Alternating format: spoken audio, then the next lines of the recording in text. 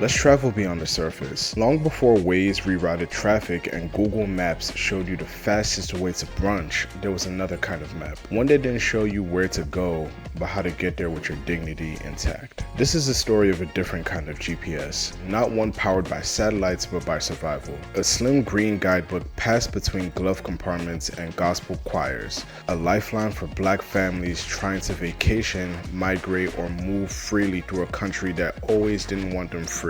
Today, while influencers pose along Route 66 and vintage cars were flipping the map to the routes that Black travelers had to memorize, the safe stops that they clung to like sacred ground, and the motels, diners, and beauty shops that stitched together a version of America few have ever seen, and even fewer have truly understood. This is the road trip behind the road trip, the one they didn't teach you in school. Picture this, it's the 1940s and Jim Crow is not just a name, it's a law. Segregation didn't always mean separate water fountains. It meant entire cities that you didn't stop in after sundown.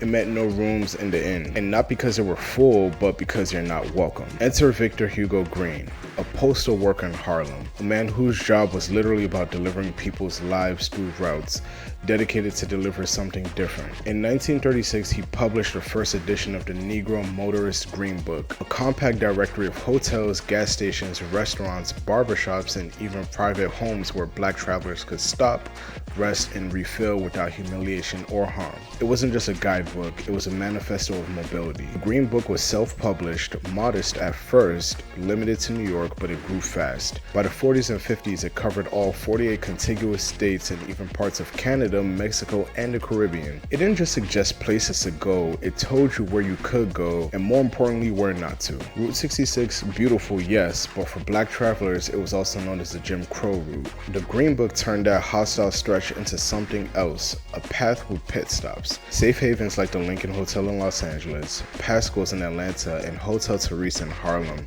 known as the Waldorf for Black America. For families migrating west during the Great Migration, or taking their kids just to visit a cousin down south, this is more than just ink on paper. It was strategy, it was sanctuary, and it was the difference between a joyful summer memory and a roadside nightmare. Let's pause here for a moment. Imagine you're a Black couple in 1952, driving from Chicago to Alabama for a funeral. You can't just plug it into the GPS, you have to have a plan, and a meticulous plan.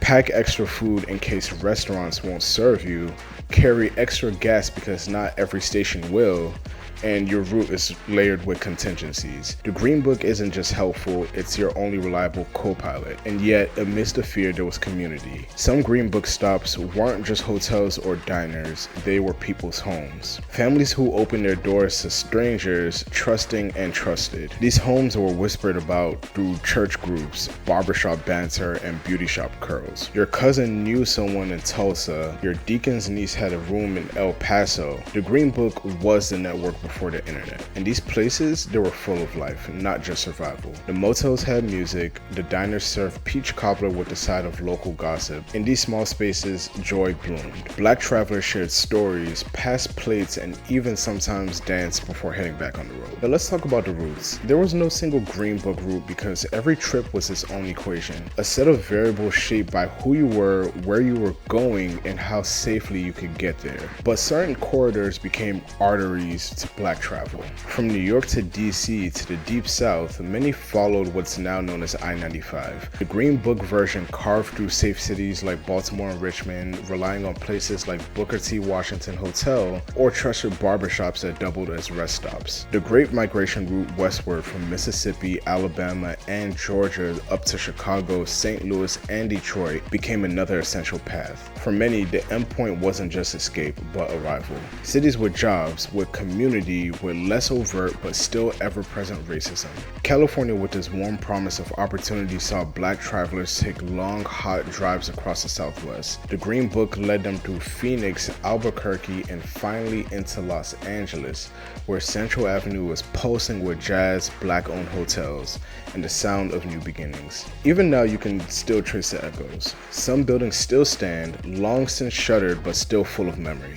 Some have been demolished, turned into parking lots or faceless condos, but others have been revived, like Pascal's in Atlanta still serving up food and freedom in equal measure.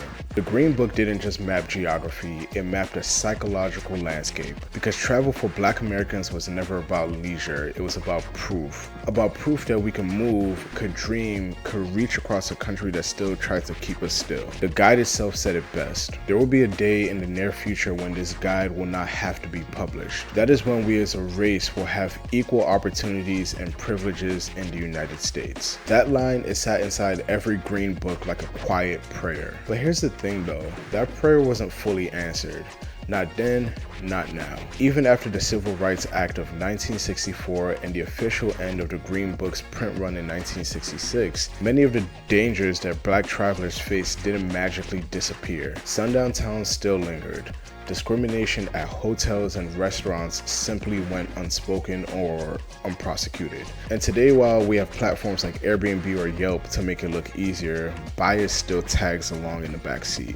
This is why this story matters, because maps aren't just made of roads. They're made of people, of memory, of struggle, and ingenuity. And the Green Book wasn't just a survival tool, it was a cultural blueprint, a whisper network, a defiant act of cartography. So here we are, modern travelers, phone in hand, flight deals bookmarked, and rental cars reserved. We scroll, we swipe, and we book. The roads are smoother now, but that doesn't mean that the journey is over. Every time we pass an old motel in a forgotten town, every time we choose a scenic route or stop at a place that feels out of time, we're traveling in layers, through asphalt and through ancestry. Through history that wasn't taught, but it was lived. And the Green Book wasn't just a guide for Black travelers, it was a mirror to the nation's conscience. And now we get to carry that mirror forward, not just to see where we've been, but to see what still needs to be built. We inherit the right to move freely, but also the responsibility to remember why that wasn't always guaranteed. So maybe the next time you're road tripping with the windows down and the playlist up, you'll ask, whose road am I on? Who built this freedom that I'm coasting through? And maybe, just maybe, you'll flip the map back to the safe spots, back to the beauty shops, and back to the brave people who mapped a way forward, one address at a time. Because history doesn't always live in textbooks. Sometimes it rides in the glove compartment. At GUIKE Griot, we're flipping the map to what really matters. But to keep bringing you smart and safe travel stories from the front lines and not just behind my desk, we need your support. Every dollar helps fund the journey, the camera, the stories, and the safety guideline that makes travel better for all of us. If you believe in smarter travel, deeper storytelling, and crystal clear visuals, consider supporting GUIKE Griot on Buy Me a Coffee or Patreon to keep the content going and the stories flowing. See you next time.